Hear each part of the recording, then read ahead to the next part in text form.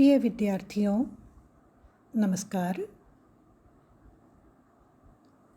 आज हम मीरा पदावली के व्याख्या क्रम में जिस पद को लेंगे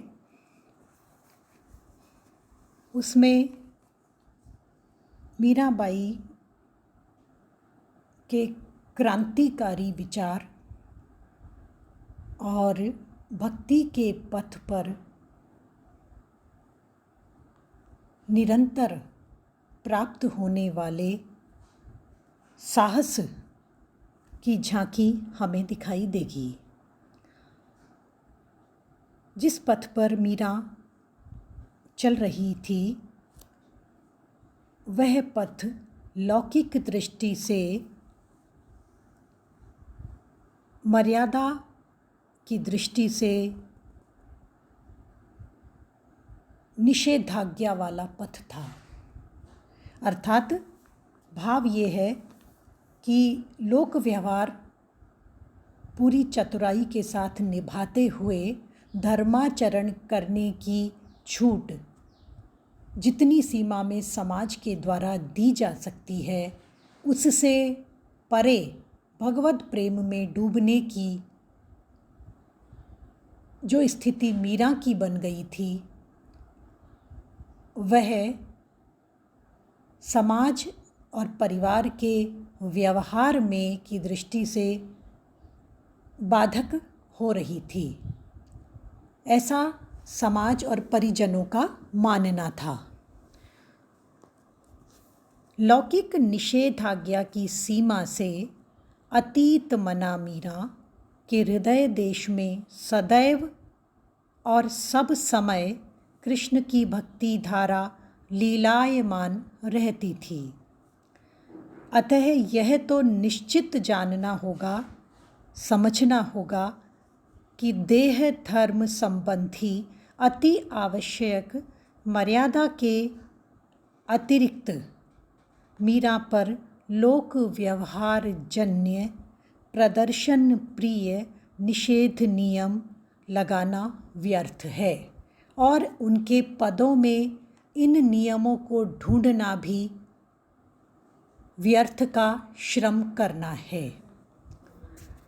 इसी भाव की दशा में मीरा कहती हैं, बरजी मैं काहू की नाही रहूं। निश्चित निर्णय, किसी प्रकार का कोई संदेह नहीं। स्पष्ट उक्ति, बरजी मैं काहू की नाही रहूं।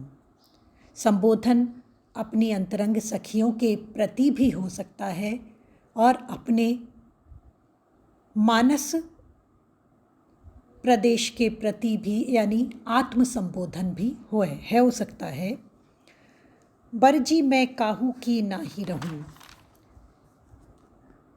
मीरा ने कह दिया, मैं किसी के भी निषेध करने पर, अर्थात गिरधर गोपाल के श्रृंगार प्रसाधन, पूजा, उपासना, साधु संगत, सत्संग, कीर्तन और वैराग्य संबंधी, भाव संबंधी मेरे जीवन के आचरण को लेकर यदि कोई निषेध करेंगे तो बरजी अर्थात निषेध करने पर भी, रोकने पर भी अब यह अवस्था हो गई है मेरी कि काहू की नहीं रहूं। मैं किसी के रोकने से अब नहीं रुकूंगी। स्पष्ट कथन, कोई संशय नहीं। सुनो री सखी तुमसो या मन की साची बात कहूँ। हे सखी, तुम मेरे मन की अंतरंगतम स्थिति को जानना चाहती हो तो मैं तुमसे कह देती हूँ साची बात, सच्ची बात। मैं ये सच्ची बात तुमसे व्यक्त कर रही हूँ कि अब किसी भी प्रकार के निषेध नियम मुझ पर किसी के द्वारा भी लगाए जाएंगे तो मैं उनका पालन करने में सर्वथा असमर्थ हूँ और नहीं ही करूँगी। साधु संगति करी हरि सुख लेऊं। मुझे यह दृढ़ता से ज्ञात हो गया है कि परमार्थ के इस पथ पर साधु संगति, सत्संग प्रदान करने वाले सज्जनों का साथ ही हरि सुख का आनंद दे सकता है। जगते हों दूरी रहूं। जगते अनावश्यक लोक व्यवहार, सामाजिक सरोकार, इन सब से हों मैं दूरी रहूं, दूर ही रहूंगी। भाव ये है कि मीरा जगत में रह रही है, घर में उनका देह है, किंतु अति आवश्यक लोक व्यवहार के अतिरिक्त वो जगत को राजी करने के लिए निभाने वाला जो व्यवहार जगत करता है, मीरा ने उसका निषेध कर दिया है। तन मन धन मेरो सब ही जावो। अब इस स्थिति में मीरा कहती है, मेरे देह से भले प्राण चले जाएं, मेरे मन पर कोई निषेध नियम लागू करने का प्रयास करे, धन, मेरे पास अगर कोई धन संपत्ति हो, यदि किसी को ऐसी जानकारी हो, तो वो सब ही तन मन धन अर्थात मेरा सर्वस्व भले ही चला जाए, अर्थात जो भी कुछ किसी को दिखाई देता हो बाहरी रूप से, तो वह भले ही नष्ट हो जाए। भल मेरो सिर लेहु शीश लेहु, भले ही कोई मेरा शीश भी मेरे धड़ से अलग कर दे, अर्थात मुझ पर किसी भी प्रकार से वार कर दे, मुझे किसी भी प्रकार से सताए, किंतु किसी भी स्थिति में मैं अब किसी के रोकने से रुकने वाली नहीं हूँ। मन मेरो लागो सुमिरन सेती।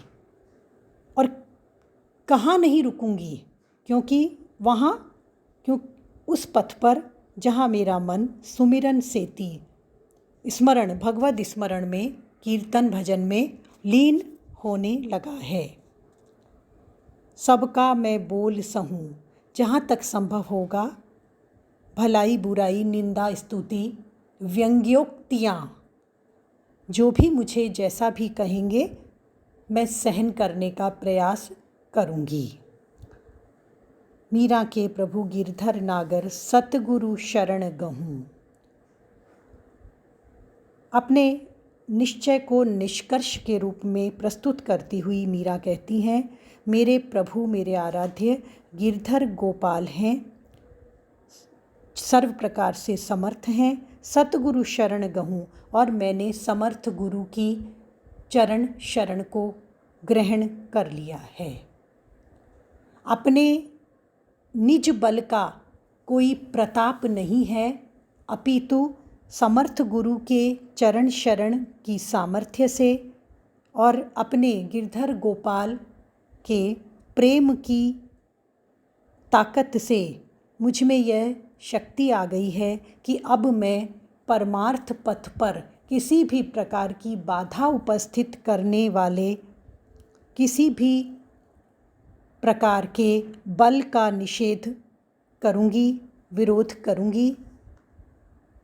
इस प्रकार से इस पद में सतगुरु की महिमा के माध्यम से भगवद कृपा के बल का मीरा ने संकेत दिया है। धन्यवाद।